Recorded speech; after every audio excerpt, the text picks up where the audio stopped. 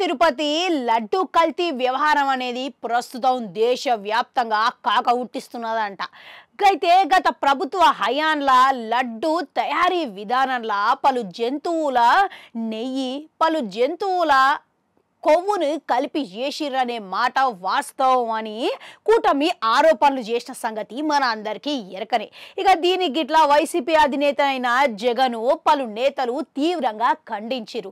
ఇక అయితే ఈ లడ్డు కల్తీ వ్యవహారాల విషయంలో రాష్ట్ర ప్రభుత్వం విచారణ అయితే చేపట్టింది.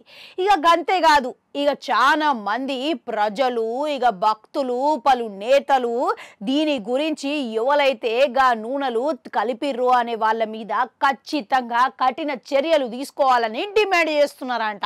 ఇదంతా మంచిగానే ఉన్నది, కానీ ఇప్పుడు ఎట్టకేలకు దీని గురించి మరో తమిళ సూపర్ స్టార్ అయిన రజనీకాంత్ ఇట్లా స్పందించిండంట.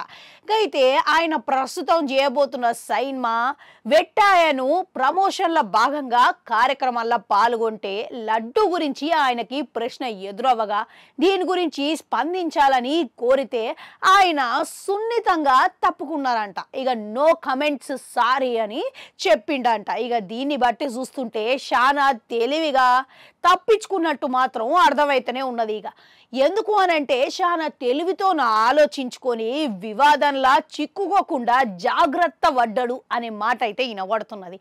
ఇక పలు సందర్భాలలో గతంలో చూసుకుంటే ఇటీవలనే తమిళ హీరో కార్తిక్ ఇట్లా దీని గురించి స్పందించిండు. లడ్డు కావాలా నాయనా అని యాంకర్ అడిగితే నవ్వుకుంటా నాకు లడ్డు వద్దు, ఇక దీని గురించి ఏమొద్దు అనుకుంటా మాట్లాడిండు.